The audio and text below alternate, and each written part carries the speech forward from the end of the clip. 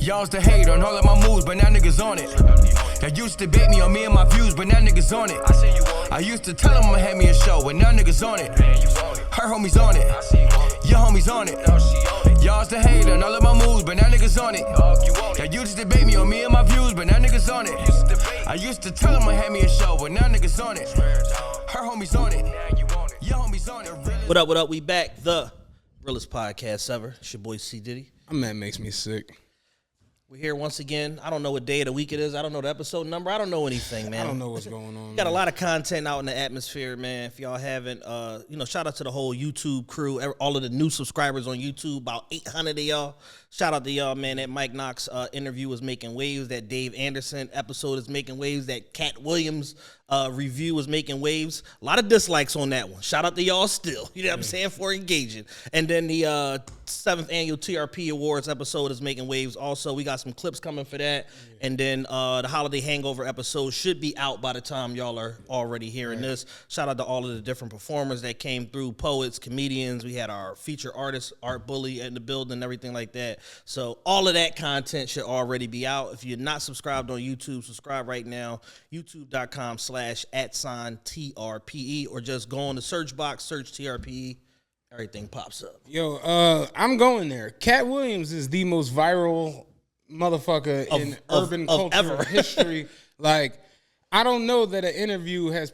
Shannon Sharp is #1 now on Apple Podcasts. Mm-hmm. All the true crime, Joe Rogan, all of that. #1 all genres. Crazy little nigga calling Kevin Hart a plant. That's what's going to get you there. Yeah. And that right there goes against all the physics that we've understood about media and podcasting for all of our lives. Because people always think, and this is the problem, especially like for us, for like a small, medium-sized creator or whatever like that, we have trouble sometimes getting guests because they be like, oh, it's not a big platform, whatever. Not understanding that biggest interview doesn't always come from the biggest platform. Because prior to this, Shannon didn't even have 2 million subscribers. So in comparison to Valuetainment, Joe Rogan, all of these other Jones that are out there, it's like, yeah, they got big, huge platforms, TEDx, stuff like that. But it's like, people will jump over certain content that doesn't resonate with them. But sometimes something gets so big, so viral, it could be on a channel with 4 subscribers and it's going to go. It doesn't matter because that's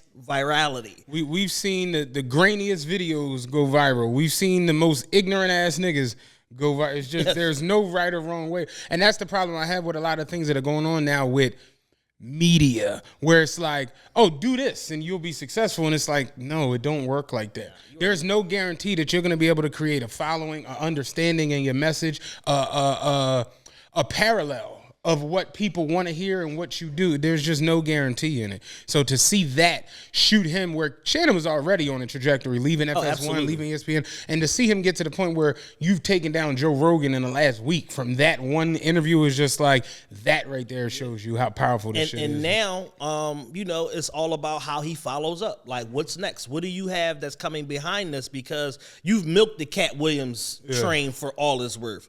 You reacted to your reaction to another reaction to a reaction. We talked about that on Patreon. Subscribe to the Patreon. Patreon.com/officialTRP. So you reacted to it by yourself. You reacted to it with Chad. You reacted to your reaction with Chad. Yeah, you and Stephen A. got a little reaction. Yeah, like, you know what I'm saying? You didn't inspire Stephen A. to cuss Jason Whitlock out. Because we'll go into that. you didn't inspire that. It's like you've created so much from this one 2-hour and 46-minute piece of content, but now it's like, all right, cool. The real work begins on the other side of this. Once you drop this hydrogen bomb, you go mega viral, and it's like, all right, cool. What's the next 10 look like from this? Because at this point, you should be able to get anybody. Right. Like, you should be able to get Obama. You know what I'm saying? Like, you should literally be able to get, because of the platform, and you've established, like, yo, at any given moment, this joint could blow up, because Steve Harvey did 10 million views. That ain't nothing to sneeze at. You know what I'm saying? So he's already been smacking good numbers. This time it just was something out of this world. Yeah, when I saw it the other day at like 40, I'm just like, all right, man. In a week, like, come on. Yeah. Where you're doubling Birdman on the Breakfast Club, you're doubling Tekashi on the Breakfast Club, you're doubling Drake on Rap Radar and all these like that 47 million. Yeah, 11 days ago. Yeah, it's and crazy. then all of the clips and all of that stuff. He's easily probably at 100 million views. It's gonna end up at like the hell is going on out there? Firefighters and shit. The podcast is burning the booth. It's gonna end up with like 500 million impressions and shit like that. Easily. There's no way around it. It's funny though because people started bringing up like the viral and how that works and how that goes. Do you remember bum fights? Oh, absolutely. And for all you don't know, it was a guy who basically was going around getting bums to just do crazy shit for money. And or Schlitz malt liquor. And Dr. Phil, if you ever never seen it, he has a legendary segment. Did you see when the guy from Bum Fights was on the show? Dr. Phil invited him on the show, and he basically did a montage to like, Dr. Phil says, what you about to see is very, very triggering. It's not for young kids to watch. If you're in the room with young kids, please send them away. Don't let them look at the TV. They should not see this. This is bad. So Dr. Phil showed the clip of like all the bum fight shit together. It cuts on, and the guy from Bum Fights is like, yeah, see, I look at bums as income. You know what I'm saying? I was like, oh, what? So then it was bums doing all this crazy shit. He got a bum to eat a live frog. And that's when Dr. Phil was like, cut the video. He's like, I'm not doing this interview. The boy from Bum Fights, young boy, remember the young white boy? Yeah. He comes out on stage dressed like Dr. Phil. Like he got the wig on with the big bald head and the shit, all that shit. So Dr. Phil like, yeah, I'm not doing this. Get him the hell off my stage. He's like, you exploit people for money. We're not doing this. He was like, just like you do. That's why I'm dressed like this. Because if you can do it, I can do it. It's like, get his ass off. And all the security came and took him off. And the people like, all in the comments, because that shit went viral from that. And people like, you don't want to bring light to this dude for exposing people for money, but you bring him on your show. Yeah. That's all it does. You knew what he was before he got here. Like, if you wanted to ignore him, ignore him. See what I'm saying? You want to admonish him, send him a fucking a letter or an email. And that's kind of what happened is last week with this cat shit. Because everybody felt the need to do or say something, it makes the casual who doesn't check for Shannon Sharp or for Katt Williams. Like, and that needs to be at least addressed. When shit go viral, it don't even be because somebody's a fan of anybody involved. Yeah, it's viral, and we want to know what the fuck going on. I just need to know what the fuck going on. Because niggas is talking to me about it, and I'm out the loop. So I got to watch so I know what's going on. Because if you're over here in this world and you are a fan of Ellen, Steve Harvey, and T.D. Jakes, all of them this week have mentioned Katt Williams. So you like, Katt Williams got mentioned on Monday. Katt Williams, what did Katt Williams do? Oh, he was on a show with the guy from the Broncos. Oh, Shannon Sharp was on the show with John Elway. No, the guy, the other guy from the Broncos. You like, Terrell Davis got his, no, the big guy from the, like, and that's how it be. Motherfuckers don't even be knowing who they watching or who they they don't even be knowing the players. Because if your average on your shows is 1 million or 1.5 million and you end up with 50 million views, these ain't fans. Yeah, this isn't your core. You far exceeded your core audience. This is people who are basically wanting to watch a train wreck. Yeah. And that's where viral. And that's what they did. Yeah, and that's where it comes into play at. Katt and Willie D messed around and did 5 million views. Yo, when I seen it the other day, I'm like, William D. William D, 5 million views. Yeah, like William D coming from the Popeyes. Like William D. People in the comments cursing Willie D out. I tried to watch it. It was a tough watch, and I like Willie D a lot. I tried to watch it. It was a tough watch. Willie D. I love the Ghetto Boys. So. Willie D is too elongated in like a lot of his elevator pitch, his questioning and stuff, and people in the comments was not going for that shit. Shut the fuck up, let Katt talk, you bitch ass nigga. Yeah, that was the problem with Ice Cube's response to the Katt Williams shit. It was like 9 minutes long, and it was like after the first 3.5 minutes, it's just like, like, all right, man.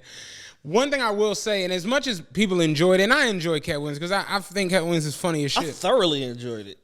The problem with it, now you really see it going forward, where now anybody is coming out, and now this plant shit is getting thrown around a bit too much. Jason Whitlock, for all his nonsense, is like, he's a habitual line stepper. What Charlie Murphy say? Habitually. He habitually step over the line. He's somebody that if not for his level of acclaim and his writing history and all of that stuff, somebody would have trunked him a long time ago. Yeah. Because he continually goes too far. Yeah. Way past sports, way past any type of constructive criticism, into just flat out admonishing people at their core of them being a man or being a woman. Yeah. And that is problematic. This week, he went as far as to say that Stephen A. Smith is a plant. And the first thing I thought when I said it, when I saw it was, is this only a Philadelphia thing because we in Philadelphia at times are very, very closed off to the rest of the world. Yeah. And it makes me wonder, is the rest of the world closed off to us? Because we all, like, literally, there are probably 20 different people who've become successful from just different, genres of whatever the fuck they absolutely. do, where you could tell me, oh, so-and-so is a plant, and I would be like, might have some validity to it. But Stephen A. Smith is like, again, in Philadelphia, I remember him covering Allen Iverson during the answer years. Yeah, Philly and Guire. Like, I remember that. I remember all the shit with him and Howard Eskin. I remember when Stephen A. first went and did cold pizza. Yeah, a lot of motherfuckers don't even remember when it was cold pizza. You know what I'm saying? So it's like, is that just a Philadelphia thing where it's like, we don't notice you because you're in between New York and the DC shit, and we just don't know? Or like, it makes me wonder. Well, it's interesting because I actually just had this conversation last night. Okay. Shout out my man Plane, because he ran into some guy or whatever, and they were talking.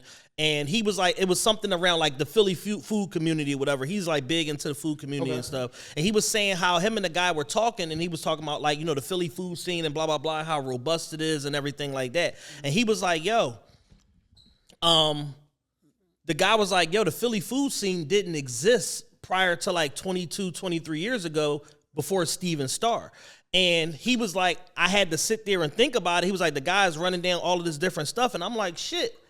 Now that you mention it, he might be right. I said, because the first level of like any type of like elevated dining that I went to were both star restaurants, Jones's and Continental. I said, prior to that, we was going to Olive Garden, Houlihan's, Fridays, stuff like that. I said, now we had Prime Rib, Lebec Fin, Barclay Prime, stuff like that. We had certain, stalwart like restaurants that were like established and that were here. But I'm like, as far as it being like a food scene where you have star restaurants, Scholson Collective, there's another hospitality group that's opening up a bunch of stuff now and stuff like that. They just opened up like an Asian fusion restaurant and stuff like that. And then now you got Sin and stuff like that. I'm like, as far as Philly being a food destination, I think he might be right. Like, that's not really like, yeah, I mean, for like, what it's worth, you can trace it. Philadelphia is Philly is a blue collar town. Yes. No matter how much we want to not say, no matter how much we dress it up, put lipstick on it and mascara, it is what it is. We got a port and we got a major highway. We are a blue collar town. We got Amtrak. It's a blue collar town. It just is what it is. So you look at a town like Philadelphia, it's like an elevated Pittsburgh in a way. Yeah. Not totally, but a lot of the things that we're like known for over the world is a lot of blue collar shit. We're known for pretzels, cheesesteaks, water ice. It's like pig out and handheld shit. Right. We're not known for our like southern smoked brisket down in the South. Yeah. And we're not known for, how New York had like the pizza wave back in the day, like the New York flat slices and shit. It's just a lot of things that we have here that don't really exist other places. Like cheesesteaks, when you go somewhere, it's like, oh, the Philadelphia cheesesteak. Yeah, that's authentically Philadelphia. That's our shit. And then they make it like terrible. Yeah, the worst shit you could ever make. We got the ciabatta bread. Yeah. And it's like, all right, you're doing it all wrong. Yeah, so we start with a sourdough loaf. It's just like, nah, this ain't. But he was basically saying, he was like, and him having that conversation and kind of going down this rabbit hole of this guy giving him all of these reference points and stuff like this, he was like, it made me think of y'all. Because he was like, y'all have basically ignited the world by telling Philadelphia stories. He was like, think about even like y'all biggest interviews now, Mike Knox, Dr. Umar. It's like, those are still Philadelphia stories that are being like, told to the world. And in him telling me that, I'm like, as soon as you said it, like it registered with me. But I'm like, even past that, it makes me, to take it another level, Philadelphians low key make the world go round. Some of the biggest people in arts and entertainment all around the world are from Philadelphia. Now, some recognize it more than others. But you look at Kevin Hart, you look at Troy Carter, who started off managing Eve, was mogul at Interscope Records. Now he's in the tech industry and stuff like that. You look at what Gilly and Wallow are doing as far as like multimedia and entertainment and all that. They just had their Wallow just had his PodCon yesterday, whatever the case may be. It's like, yo, when you really dig into, all this different stuff, the Roost Picnic is something that 60,000 people attend every year. I'm like, no, Philadelphians make the world go round. Some people just aren't as pronounced as like Philadelphians as others are. So we don't necessarily even get credit for some of the incredible shit that people are doing in these creative communities in LA and New York and stuff like that, because that person isn't leading with, oh, I'm from Philly. Yeah, I agree. I see what you're saying. I think Kevin Hart, it can't get much more Philly than that. He's super Philly. And even Stephen A. Smith, where it's like his whole initial boom of who he is tied directly to Philadelphia. So I just, to see somebody be like, yeah, he's a plant, where it's like, bruh, you, me, and Ra, shout out to Ra. Ra's in LA right now for the Ringer and shit with Spotify, whatever. But you, me, and Ra routinely, I'm talking about almost monthly, make jokes in the group chat about how hard Stephen A. Smith is working. Yes. We've seen him wearing his outfit at 10 o'clock at night and then showing up on a telecast after a UFC fight in another city at 2 in the morning with the same, where he like falling asleep on the mic. Yes. Stephen A. Smith worked hard than a motherfucker. Yeah, they signed Stephen A. to that contract and they didn't try to drain the pulp out of that goddamn contract. We need you at the Bass Pro Fishing event today, Steve. We got one more assignment for you, player. One more fish. That's like, they got Stephen A. working. And he's been doing it now for 25 years. Yeah, we how's your throwing arm? You let Trenton Dilfer go. We got to get you out there and get some reps on the fucking Sunday countdown set. Straight up. Stephen A. Smith is on... He's on this show. He's on that show. He's doing this online. He started his own podcast. And the dope part I like about Stephen A. Smith is he acknowledges the other people. Yeah. He even shouted out Skip the other day. Because he just like, dog, like... Skip, Dan Lebatard, all of them. Who the fuck would I be without my Skip run? That shit elevated me to the next level. And he said on there, he's like, dog, I saw what Pat McAfee did. I need some of that. Yeah, I'm building my own platform now. Like, he said that. Like, he didn't look, oh, what the fuck, y'all fucking with this new white boy? Nah, I see what Pat doing. That shit like, damn, brother, get it. Hopefully I can figure out how, like, Stephen A. Smith is all of that. So it's like, is he annoying? Yes. Is it comical? Yes. But it's like, the plant shit is like, is this what we gonna do for the next 5 months? It is. Yes, it is. At least until July 1. When the fiscal year crosses, we will stop calling people plants. Now I got a CM Punk to my Stone Cold was a plant. Like, yeah, it's just, I got to deal with this shit now. It's like, how's a guy go from balding, stunning Steve Austin to the biggest thing in wrestling? Plant. Nonsense, man. So it's like, Jason, what's his name? Whitlock. I was about to say Jason Weaver. Jason Whitlock is annoying. He's always been that. But I don't want to go further down this rabbit hole just as a culture. Yeah. We're just picking people out to be like, oh, your success wasn't earned. It's annoying. It's disingenuous at best and it's dishonest at worst. Like, because essentially you're lying on people and you're basically saying that they didn't do the work that they did. Stephen A. didn't go to college, get a journalism degree, didn't work in these writers' rooms and all of that stuff, become a lead columnist, become a contributor at ESPN, get picked up for ESPN, get fired from ESPN, have to go out here, do the rigmarole of the best damn sports show and shit like that, and be doing all these side quests and all of that stuff to make himself viable enough to get brought back to ESPN to become to become a sidekick to Skip, to become the primary personality on that show, to become the lead personality, to become now the executive producer that's orchestrating the weekly schedule and all of these other, all of this crew and all of these players and all of that stuff. To not acknowledge that 30-year trajectory is just like, you're a dickhead. And it's insulting to the audience because it's basically telling the audience, I think you're stupid. Mm-hmm. I'm going to try to get some bullshit off, and I think y'all are dumb enough to believe it. Right. Let's see how many of y'all run with it. Right. And luckily on this one, because it stinks so bad that the public is just like, we ain't going. Like I didn't see annoying ass Stephen A on my TV for the better part of 22 years. Like you can't just call him a plant. Stephen A. Smith has almost become like Johnny Carson to the sports industry. You have to see him there. Bro, he filled in for Jimmy Kimmel for a week. You see what I'm saying? And I don't even try to see Stephen A. Smith, but I see him. He's omnipresent. Like, if you don't see him for 2 to 3 days, it's like, what's going on? Did Stephen A. Smith die? Like, what happened? Where's he been at? Because you see, it don't matter if you cut on UFC, basketball, college basketball, football, boxing. Dog, when he walked out at that fucking boxing joint, I was like, all right, man.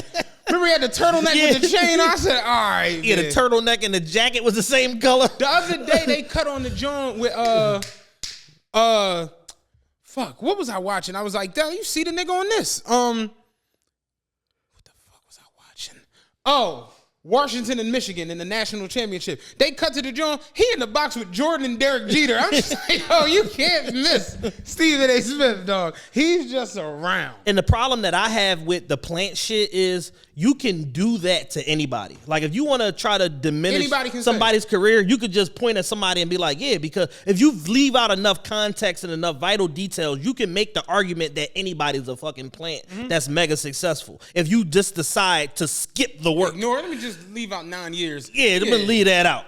Nigga just showed up one day and he was the biggest thing on ESPN. How did that work? Because Jason Whitlock is so scorned from the fact that he napalmed all of these bridges in sports entertainment where he's on the Blaze now. You're not even on a goddamn sports show. You a sports columnist. You on the goddamn Blaze with Tommy Lauren and whoever the hell else. Like, you just doing anything to try to keep a check going. Yeah.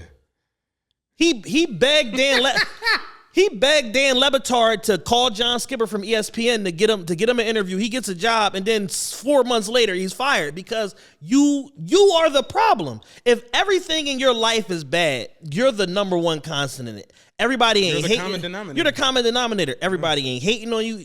Everybody ain't got it out for you. Like, it's not some hidden agenda. People trying to hate on you. Like, no, you are the constant. You a fuck up. But that's another level of self-awareness. We don't preach self-awareness at all. No. Let alone having like top tier self-awareness to understand that when something goes left, you're probably the issue. Like, not trying to be funny. If you walk into your job and your job like, yeah, let me see you in here. Yeah, we're going to let you go today because of XYZ. That's not a moment for you to be like, oh, they hating on the kids. Like, it don't work like that. That nigga Steve be stealing toilet paper too.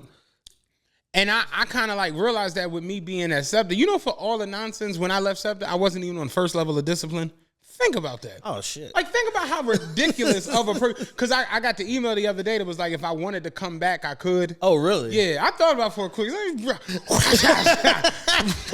pull the jersey down out of the Raptors because they need people so bad. Yeah. That they like, have you given any thought to unresigning? And I'm just like, let me come to the table. Come in, hey, you know, coming in, what's the top rate now? 38, 35. I come in and be like, yes, they brought me back at 48. You know, they had no choice. Yeah. Right. But the point I'm making is, for all of my nonsense, I wasn't even at the first level of discipline. So it's like when you get into a situation where you're getting let go, especially in a situation like that where you're an entity, where when you get into nonsense, they will straight hide you.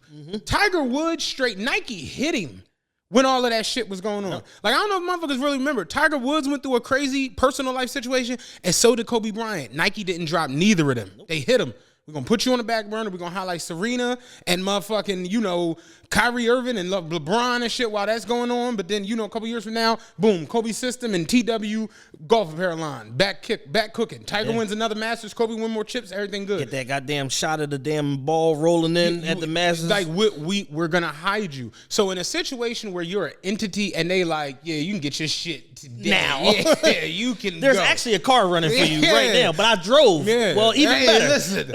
And people don't understand when it's that, it's you. 100%. Think about it. Draymond Green not fired.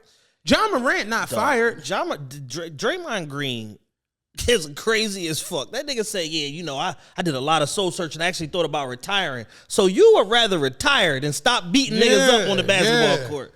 I don't know what I can do. Because this is too much. I can't, all these rules. Can't choke niggas. I can't punch niggas. What I'm supposed to do when a nigga trying to lay the ball up? So he's just supposed to just get 2 points. He's supposed to just get 2 points. That's what you telling me? This is crazy. Adam Silver said, man, you don't shut your dumb ass up. Like, fucking my plus minus all up. So if I'm reading this right, I can't step on niggas' ribs. Yo. I can't elbow drop niggas. Somebody made a video. You ever see the joint when he was playing the Rockets where he got knocked down and he went running down the court to go hit the ball and knock you down? Somebody added like sound to it. And when Draymond got knocked down, he's like, oh, ah. And then he gets up, he's like running down the court. Draymond think this shit is Tekken. Like, it's literally 5 seconds and Draymond running on the court with the voiceover like running into I'm like, yo, man, what the fuck? But yeah, Draymond didn't get fired. AI didn't get fired when he was at the height of his nonsense. Yeah. Like, you gotta like really, really draw to get sent the fuck out of here. AI cleared the room out. AI Dog. The fuck kind of problem? What the fuck going on in here? That's reality. So it's like, yeah, when shit goes left for you and you're shunned by getting shunned by Hollywood is like, how crazy of a nigga are you? Yeah, no, that nigga too crazy. We can't let him back in. See, they told Jonathan Majors he can't play Dennis Rodman. How think about it. How you punch a bitch, you could never, what he say? You punch a bitch in the head and give her a headbang. Like, you hit a bitch in the head and had the bitch chasing you down the street, all this crazy shit. You're the perfect candidate to play Dennis Rodman. They said, nah, and the man. Dennis Rodman people is like, nah, it ain't gonna work, big dog. Yeah, nah, we need somebody a little bit more toned down. You know what I mean? The shit crazy, dog. So it's like, yeah, man, end of the day, the plant thing I'm not good with. It's a nasty sentiment. I don't like it. We're and the most sickening part of it all is it's black people doing it to black people. Mm-hmm. Like, we're just diminishing hard black work that has gone on, where a lot of these people, let's keep it real, are breaking barriers. They're introducing new ground. They're reaching new heights that a lot of people never. For all of Eddie Murphy and their success, Eddie Murphy was never at the point where Kevin Hart is covering every motherfucking thing. Like, Kevin Hart at this juncture is probably like in the moment. I'm not saying he's the best, but as far as the biggest and doing the most with it, as far as his different media production companies and shit, Kevin Hart is like number one in that stand-up shit. For sure. Like, it's just unfucking believable. Because Dave Chappelle is just starting down that path of like, all right, I'm fully established. Right. Let me start using my star to brighten other people. Where he did the earthquake special on Netflix, he did the Lunel special on Netflix, to where it's like now he's starting to produce and expand his reach and all of that. But Kev already got a 10-year head start on that. Kev has a fucking deal with Nike. He's got a deal with AP. This motherfucker does children's movies. He does scary movies now. He does thrillers. He does voiceovers, stand-up comedies, voiceovers. It's nuts, dog. His heart reproduction. He does television shows, Netflix movies, Netflix specials. He has the plastic cup boys. Got a deal at Peacock also. Dog, he got the ESPN deal now. He put on Lil Rel. Like, it's Kev has done too much. Yeah. So to see all of that and know where it started, like know the origin of it, that the plant shit. Which was Community College of Philadelphia lunchroom is the origin of all of that shit. Yeah, straight up. So it's like, if Kevin Hart ain't funny, I want to be that kind of not funny. I want to be that kind of not funny that come with $850 million. Yeah, straight Sign up. me up for that. I need that. Straight up, man. Y'all gotta stop the nonsense. That shit has to end. Changing gears a little bit. I read something yesterday. I'm gonna throw it out to you. I know you probably didn't see it. There's a report that basically came out about sports betting, and it's in the first 5 years of it becoming what it's become now. Okay. Where sports betting had been here, but it was in a lot of states, it's still ran by the lottery. And me and my homie were like, what has been the greatest comeback? I'm going to ask you. What's been the greatest comeback? Lottery or big tobacco? Big tobacco going from cigarettes to now hookah and vaping, or the state lottery going from the big 3, big 4 Powerball Mega Millions to having their hooks into modern day sports betting. shit. It's a hard joint, but they came back like a motherfucker. Both of them did. You remember when we was young boys, if you was playing the lottery, you was like a weird old head. Yeah. Now all your tickets say state lottery on the back when you put them in. You buy a hookah, tobacco, shisha, whatever. You flip that motherfucker. That should say Al Fokker on the front. You flip that shit around, Winston-Salem, North Carolina. I'm like, yo, what's wrong with these niggas? Dog. You think this shit getting imported? Yeah. Oh, this They right down the scooping the street. tobacco out the cigarette, putting it into the fucking hookah. No, we put some cherry on it there and smoke it. You know what I'm saying? The cigarette shit is over with. I seen motherfucker was like, man, cigarettes will kill you. And it's like, you know, smoking shisha is called shisha. You know, smoking shisha is 50 times worse than a cigarette. Yeah, but I'm saying Vanilla and Love 66, man. It hit different. I'm like, It do hit different. It do hit different. I give you that. So what do you think? Sports betting or big tobacco? Well, state lottery or big tobacco? Because of you look at the moves around a certain industry, and that tells you everything you need to know. When owners of teams are selling their teams to get involved with the betting side, that tells you how much money is involved in that industry. Mm-hmm. Michael Rubin, and we chronicled this on Patreon, Michael Rubin sold his 10% share in Harris Blitzer Sports Entertainment in order to further expand Fanatics, which was already projected to be a $57 billion company. And he just recently acquired PointsBet or whatever, which is backed by one of the casinos in Central PA, I believe. Yeah. He acquired that. So now that's Fanatics Sportsbook or whatever, powered by PointsBet. And y'all are about to see over the next 10 years, because it's like 6 partners in Fanatics. I think it's Michael Rubin, Jay-Z, Meek Mill, Lil Baby, and like 2 other people or whatever like that. Meek Mill is about to be potentially a billionaire. Remember how Jay was talking at the beginning of For the Fam? That's what it's going to be. Yeah, that's how the shit's going to be. And Jay also has his hands in the development of that Times Square. Jay's trying to get a fucking casino in Times Square. Yeah. Can you imagine? Nigga. And with this deal going the way that I think it's about to go, they're going to have more than enough money to do it. We about to go play blackjack in the Guru High Limit Room. Yeah, I can imagine. That shit's going to be nuts. So with all of that being said, sports betting and lottery, bar none, has taken over Earth, where like my little cousins that was at the time during the pandemic, 15, 16, 17, was placing poppy bets and all of that shit was slips. Dog. So I further reading the report. Get a bacon, egg, and cheese and motherfucking give me the Packers money line. Yeah, and a school token. School token. Hurry up, Pop. Young niggas burnt the fuck out. Dog, when my homie was like, yo, man, and he sports bet. Like, this is what he does. Like, literally. He's like, I can remember going on dates back in the day and telling a young woman, like, oh, yeah, you know, I handicap NBA games. I handicap NFL games. They would look at you like you were a fucking weirdo. Or pawn scum. Like, what? You be, like, gambling? You hang out in casinos? Like, what? He's like, you tell people that shit now, it's almost like, oh, you're the oracle. Yeah. Like, I'm glad I met you, nigga. Right. How I been this spoon? Oh, I've been looking for you. I ain't even know I was looking for you, but I was. Yo, straight up.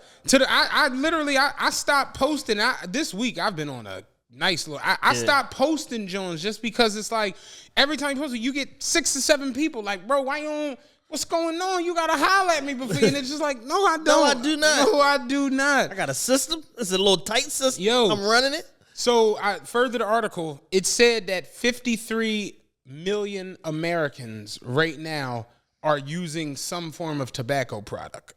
So basically 1 in 6 Americans.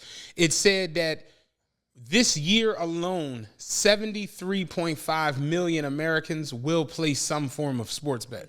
And I was like, wait, what? Like, huh? So a fourth. A fourth of the country. Yeah.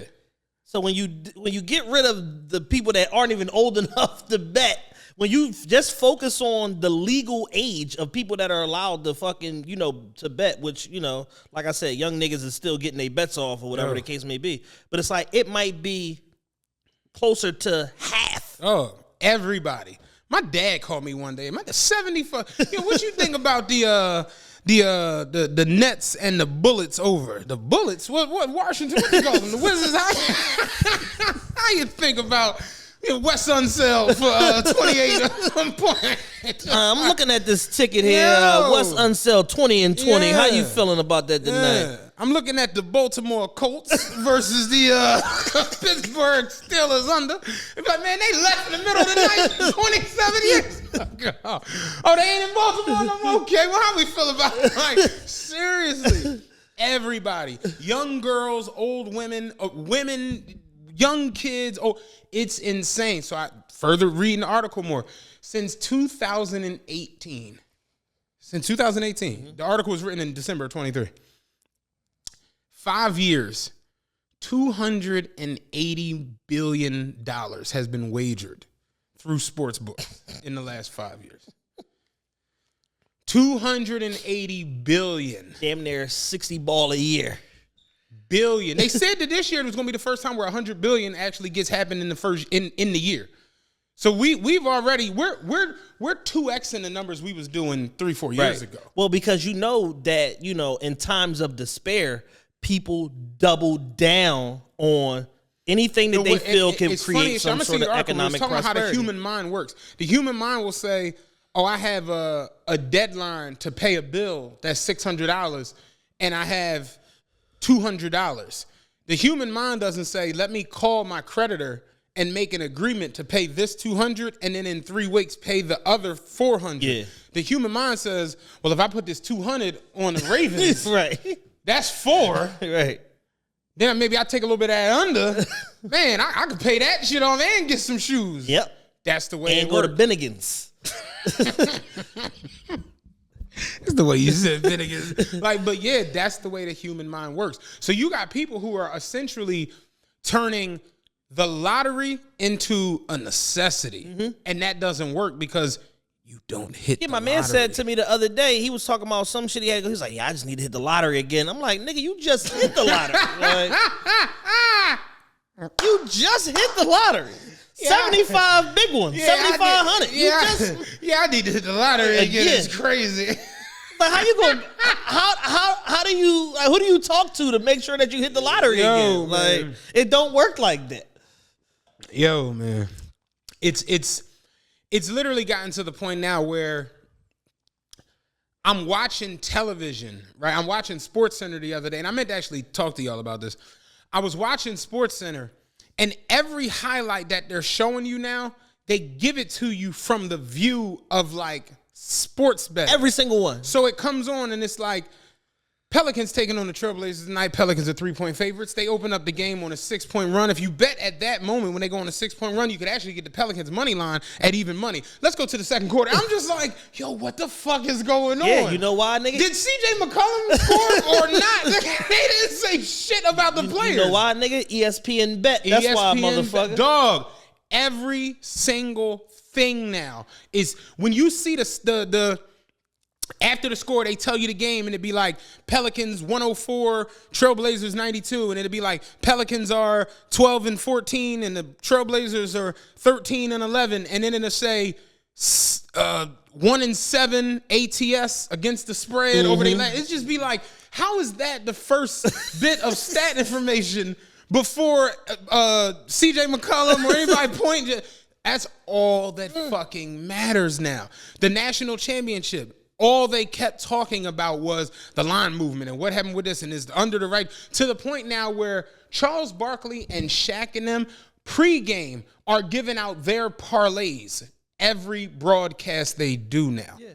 And I'm like, we're getting to the point where it's getting scary because this money, like, I have to assume that people are fucking themselves up with this shit. Oh, for sure. You know, because people lose their shirts in the casino and in the gambling house. Yeah, 1-800-GAMBLER. So if people go into debt or whatever what they call it, gambling addiction in a casino, in this gambling house in the hood or on the corner, I have to assume that sports betting works the same fucking way. Oh, for sure. So it's like, I don't know if all of this shit is even good at this point for us, like as a people. I mean, I just think that, just with myself in mind, I don't sports bet with any regularity because I can't handle the ebbs and flows. I have a very addictive personality. I fucking meet a chick. I like her. We hang out. We fuck. The pussy's good. I want to fuck you every day. Like, I have a very addictive personality. So with that in mind, it's like, yo, if I'm fucking betting and if I'm winning, I'm hammering my bets. If I'm losing, I'm extra hammering my bets trying to fucking get back because it's like, why would y'all take my money? Why would you treat me like this? So think about it. When I extrapolate it out and think about other people, it's like, yeah, a lot of y'all aren't equipped to handle this shit, but y'all are doing it because y'all are looking at the potential of the money turnover. But it's like, well, what about when you go 3 weeks or 4 weeks or 8 weeks and you just dead out here, and the money don't turn over? I'm gonna just say this and just whatever, it go where it go. Me and my homies who like bet on sports, and they, Rod do it, Zach do it, my man Ronnie do it. Like, I got people I'm around who really do. We're in talks with people in Vegas who are making lines and shit. When we see people post shit online and be like, I need to hit a ticket or I need to hit a parlay, we be like, it's almost cringeworthy. That brother's starving. Yeah, man, that brother's starving because that's not normal. Like, I'll be honest with you. When I get on my joint where I'm on a run, like I'll have a week where I might hit 6 2-teamers. Yeah. I might hit 4 or 5 3-teamers, but I'm rarely ever going above that unless I'm playing with their money. Right. Like, I play with their money. Yeah, I'll get creative and start putting out wild shit. The joint I showed y'all the other night, I hit it, but it's like I got a space to act a little bit of a fool. So one of my homies, he listened to the show. He like, what do you suggest for anybody sports betting? I'm like, first off, don't. You know what I'm saying? Yeah, just don't. It's a horrible habit. Because y'all view it as the lottery. There's no real skill that goes into the lottery. You go there and you play the numbers you like. Mm-hmm. Yeah, give me my mama address, 4327. Give me my first license plate. That was on a fucking Camaro. 86, that was on the 86. IROC. Yeah, you know what I'm saying? So sports betting doesn't work like that. There are betting trends. There are different matchups, key matchups. There are different things. Does this team play well on the road? Is this team coming off of a back-to-back? Does this guy coming back? Is this a high volume usage player who's coming back off an injury for the first game? All these different little things matter. Like I told you the other day with that Bucks Pacers shit, I'm like, this game is blatantly going over. Right. Blatantly. Yes. Last night I told all of them, the Rockets and the Celtics, the over-under was 227, and I couldn't figure out why. I'm like, think about it. Again, this is me talking to my homie. I'm like, yo, Rockets Celtics over, take that. He like, I don't know, bro. I'm like, it's at 227, take it. He like, you think the Rockets good for like 110, 111 points? Because the Celtics just played. They had the overnight game the other night. And he's telling me all this shit. I'm just sitting there looking at him. And he like, what? I'm like, why do you think the Rockets playing in Boston is a big deal?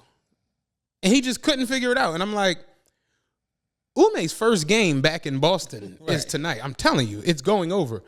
Celtics scored 145 points. The Celtics damn near hit the over. Right. The over was 227. Final score of the game was, they finished with 259. Yeah, that's crazy. They were 32 fucking points over. And I'm just like, that right there was like, somebody would put a parlay in and be like, oh, Rockets on the, give me the under. Not even realizing the significance of this game. Exactly. It's Ume's first game back in Boston. You know Boston is coming to fucking play in this joint. Guns blazing. Guns the fuck blazing.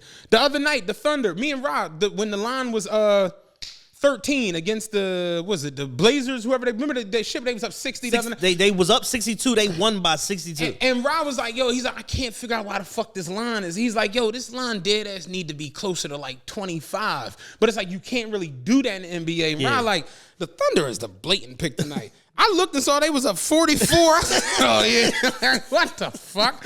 Like, but I was telling my homie, this is what works for me and everybody I know who does this shit.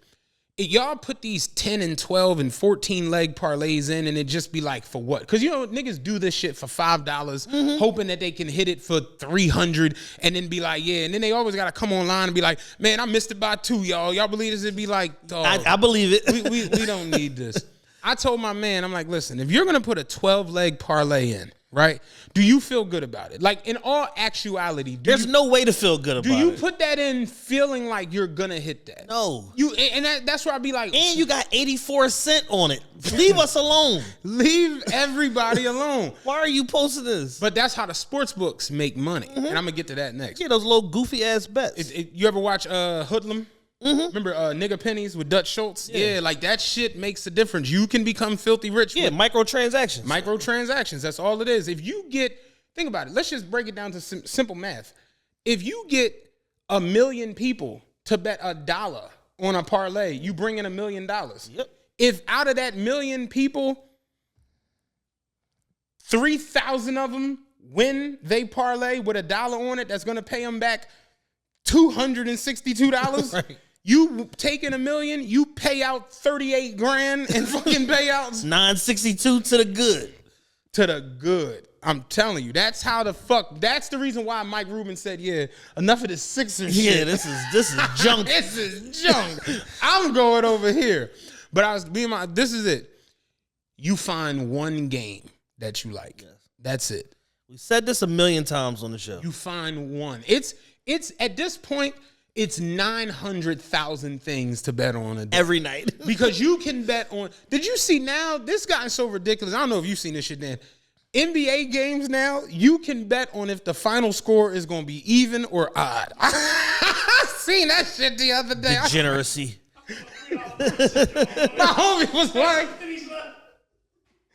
odds, nigga. Fuck it. Like, you can bet on anything. You find the over-under. You find the other night. What's his name sat down the other night? Jason Tatum, when he didn't play in the game against the Pacers. My homie was like, I'm going to just take Jaylen Brown over. Jaylen Brown scored 33. You know what I'm saying? Yeah. You can find anything to bet on. You take yourself, even if you want to start with $50, take the whole $50, find one game, bet it on that. You hit it. You take your $50 back. Now you're put it playing in your bank with account. House money. You have no risk. Yeah. Your return, the ROI is 100%. Yeah. You bet $50, you won $50. Now that's their money. Now if you want to put a parlay in or do whatever the fuck you want to do, cool. It's costing you nothing. Yeah. But motherfuckers will sit there and literally $5, $8, $3, $12, $9, 25 cents, 38 cents, $2, $3, $4. Look up at the end of the week and then be like, you down $75 just from doing these weird ass parlays you was never gonna fucking hit. Yep. Where you could be up right now. You could bet $50, win that, bet that whole 100 back. We was talking about laddering the other day. Rod literally showed us a John last year. He started with $1,500, bet the whole $1,500 on one game, hit it. It was at $5,400. He bet the $5,400, hit that. He was at $11,900. He bet the $11,900 on the game, hit it. It was at $25,000. 3 games. That's it. Yeah. 3 games, I'm up 25 racks. You can do this shit effortlessly, but you have to find the game. You know what that takes? Sitting down and figuring out the best ROI possible. Yep. But because no one wants to do that, and like that whole shit we talked about before the show, everybody just wants your success. Oh, you good at something? Show me how to do it so I can get some money. It don't work like that. Your success is transferable to me. No. It's like, no. It goes against everything that we know about life. I think you said it. You get out of everything what you put into everything. Absolutely. If you're not going to put any effort into this, you can't expect effort to come back. You put 10% in your business, you're going to get 10% back, nigga. And it's like, for whatever it's worth, I just understand that on like a visceral level. I understand that it's like, yo, I understand sports better than most people. I understand the way these lines look. I understand when a line don't make sense. The other day, Washington and Atlanta, they just played 2 weeks ago. They didn't score. They didn't crack 240. They played in November. They didn't crack 240. Why is the over-under at 249? Give me the under. Final score of the game, they combined, it was at 226. They didn't even come close to 249. Yeah. So it's like figuring out the right game to be on and the right. Remember we told you Rob was like, take the fucking Timberwolves tonight. Yeah. Like, don't ask, just that's what it is. Like, this is what it is. Just take it. Right. And I think that we've kind of gotten so carried away now because everybody is looking for some money. Yeah. And because everybody's looking for some money, nobody's really passionate about what they're looking for money in. No. They're just trying to get some money. So that's how you got idiots out here selling you picks. What the fuck? I can't believe people are doing that. Yo, that shit we talked about yesterday was just like, it was beyond me. I cannot believe that people are like, sell me picks. Yeah. Like, what? This is insane. There's so much data around sports betting and handicapping and people giving out free information that's good-ass information. Rod gave out a whole list of people to follow on Twitter when he did the episode with us. So if y'all are interested in sports betting, go back to that episode, watch that episode in its entirety. He gave out the whole everything. Said it all. The whole spiel.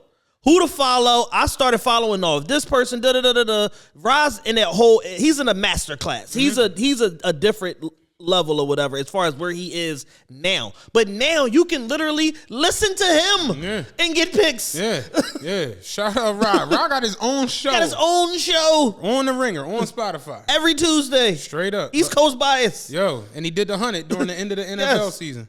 I mean, the end of the NBA season. Like, it's just gotten so carried away from where it was at. And that's where you get the casuals who are just jumping in. Like, I'll be honest with you, something I stopped doing years ago when I was like on my poker shit. You ever hear somebody walk in a casino and say some shit like, yeah, I got 500 to lose. Get away from me. Yeah, for because sure. I don't got 500 to lose. Bad juju. Yeah, my energy is I'm coming in to make X, Y, and Z, and then I'm out. Because when you look at this shit like a job, that's where you understand the lottery aspect goes out the window. Think about when you go to work, and anybody listening, you go to work Monday through Friday, you're not coming into your job looking at it like, oh, I'm about to hit them today for X, Y. It don't work like that. No, you're going to come in here, you're going to do a set amount of hours for a set rate, and it spits out a total amount, and you're done. If there's overtime, you make time and a half. But if you think about it, if you walk into your job, right, and let's just make it simple. You make $25 an hour, you work 8 hours a day, so you make $250 base before any overtime or incentives or any of that. If you walk into your job and your job says, we going to pay you for the day, you can go. What do you say? No, I'm going to stay, see if there's any more paper in here. No, you out. So motherfuckers used to not understand for me where my number when I was playing poker was 500 a day when I was playing 1-3. Yeah. I would go into the casino with the attitude of, I'm coming to make 500. Once I hit that, my day is done. I would have nights where I would go in there. I'll never forget it. I went to Parks. Literally the first hand I played, not the first hand at the table, the first hand I played, I had pocket tens, flopped the set. Somebody got the money all in there. I took the pot. The pot was like $730. I got up from the table. Right. And my man couldn't understand it. I'm like, dog, I'm off early for the night. It's a wrap. It's a because I could sit here and turn the 730 into 1600 and turn that into 2800, but that's not the way work go. Yeah. What happened today is the equivalent of me coming to work, them saying, "Oh man, we double booked so and so on your shift. You can go to, we'll pay you." Hey man, I'm going to the beach. You know what I'm saying? Like I got a day off early. But people don't look at this sports betting shit like an actual grind. No, fuck no. They look at it like it's magic. You know what they call poker players? Grinders, because you grind the circuit. That's kind of how you got to look at this sports shit. You can realistically go into the sports shit and make a couple $100 every day. Every day. You could crack them for a couple thousand every day. You could crack them for $60K today. It's not likely, but you could do it. But you know what's more likely? You coming in and catching a good number at betting at, I'll say it right now. I told niggas last night, the Heat and the Hornets over for tonight. Now, y'all will hear this probably, I don't know when this will come out, but this is the 14th, what's today, the 14th, 15th? 14th, yeah. The Heat and the Hornets play tonight. The over-under started at 219. I said it, I like the over in this shit. It makes all the sense in the world. I went back and looked at it previously, I'm like, the over makes sense. Last night before I got into bed, the over was at 222. I woke up this morning, it was at 223. Before I came in here, it was at 225. Right. The number's constantly going up. Yeah. So if you bet that last night at 219, you got the best of it. That's super value in it. Now, is it guaranteed to hit? No, because none of this shit is a guarantee. But having it at 219 when the number is, let me look and see where it's at right now while we talking. Probably when you see these 6 or 227, something like when you see these numbers constantly going up and constantly rising, it's at 224 and a half.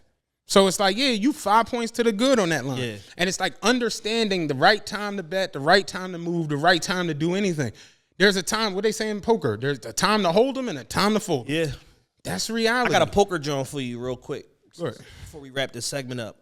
Did you see the guy that turned down, he was in a tournament, he was in a cash tournament, $9.3 million or whatever on the line. They basically said, hey, It's 12 players in the tournament. Do y'all want to just chop the? I got a good chop story. Do y'all want to chop? He was like, hell no, I'm the best cash player in the world. What the fuck am I chopping for? Like, we gonna do all or nothing. He got eliminated like the next hand or some shit like that. I played in a tournament at Harrah's. This is when they used to do it. Harrah's, a lot of people don't know, used to be a WSOP room. So when they would have their like circuit joints, they would give the WSOP rings and shit like that.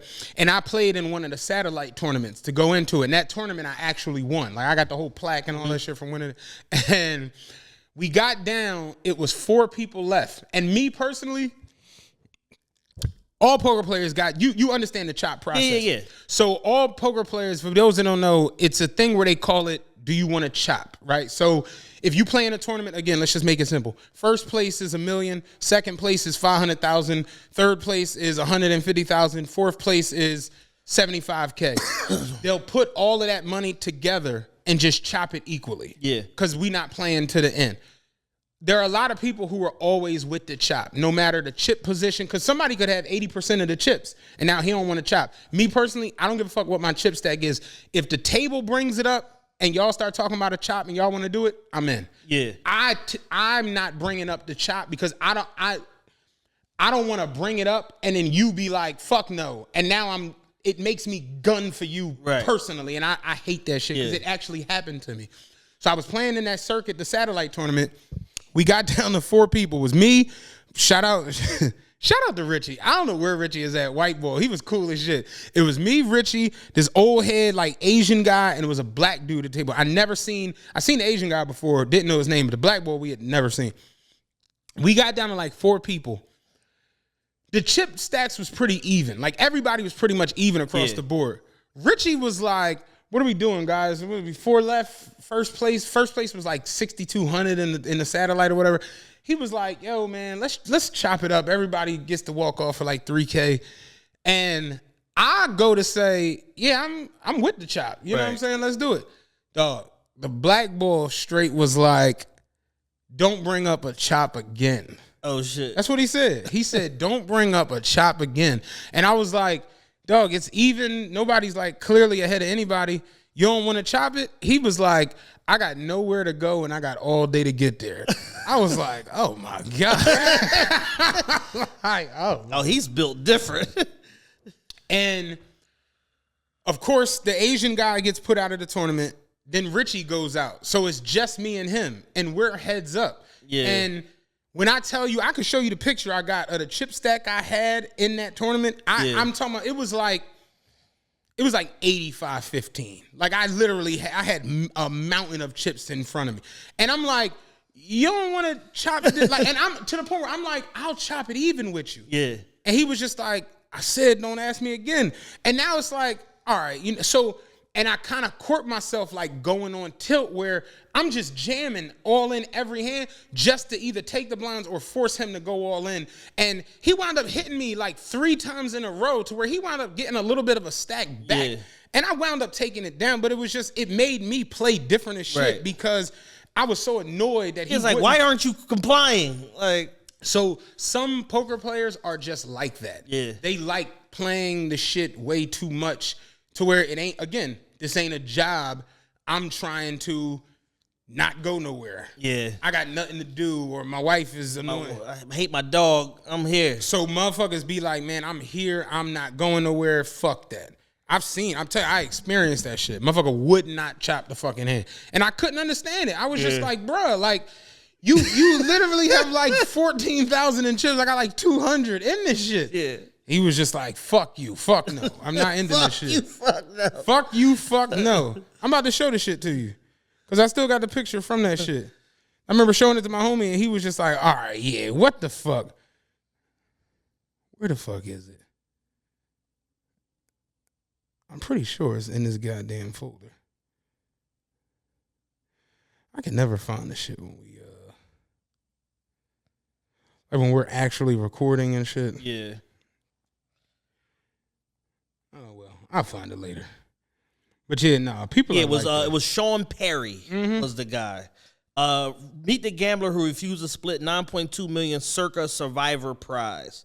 When the Circa Survivor field was whittled down to 13 contestants last week, 12 of them quickly agreed to a partial chop at a $9.2 million pot. The deal was each entry would give $400,000. They would continue to compete for the remaining $4 million. Not bad for a $1,000 buy-in. But then the Grinch, or in this case, the entry with the alias Golden Boy, stole Christmas. Sean Perry, a high-stakes gambler and poker player who has almost $7 million in career live tournament earnings, was the final contestant contacted about the chop. The 27-year-old Las Vegas native replied on X that he was Golden Boy and had no interest in splitting the pot. I said, with all respect, I'm the best bettor in the world. There's no way I'm ever chopping. I wish you guys all the best. I'll see you at the finish line. The fast-talking Perry told me in the interview this week. Perry did offer to chop if he got $2 million because he believes he has an advantage. Why would I chop when I have an edge? If you do $400K each and any money I take out of the prize pool is money I'm in theory losing because I have an edge. I believe I'm the best team left and I'm confident in my ability. This is what I do. I'm a big time crusher. I've been the biggest winner in sports for a long time. To be honest, I've kind of taken a step away from the poker world and into sports because I've been crushing and making so much. Like, look at the chip lead I had at the table. I literally had every chip in play. The nigga would not chop the shit. Like, fuck you. I remember posting that shit on my Snapchat like, yo, can y'all believe this motherfucker? He would not chop. He's like, fuck that, no. And I'm like, all right, fuck it. To the point where literally I wasn't even moving chips to the middle of the table. Every cards I got dealt, I'm all in. Right. Like, I don't even care. I'm all in. Fuck it. Like, seriously. So some people are just like that, man. But the sports betting, bringing it like to an end, if you're going to do it, it's almost like selling drugs. You have to be smart about this shit. Yes, you do. Like, you can't just be out there. And I see a lot of people that are just out there where they'll go. You could literally just tell them anything and they'll be like, oh, word, that's what everybody gonna bet. They don't even understand the public trends. You get that part of it. Yeah. Whereas, like, if the public on it heavy, yo, stay the fuck away from it. Stay away from it. Yeah. The public was hammering Washington for the fucking national championship. It was just like, yeah, no. Like, no. So, but yeah, no, I seen that shit the other day and I'm just like, damn, 280 billion in 5 years? Like, God damn. And I'm like, that's why Mark Cuban said, all right, I'm out. Yeah, he said, I'm building a Sands resort with a casino and we're gonna have a buffet over there. Man, you come in steak tips. Have a good ass time in here. You got anything else for this one? Nah, I guess we're gonna take a quick break and come back. We do what we want to do. All right, cool. We on the show. See y'all in a minute. Yeah, we out this bitch.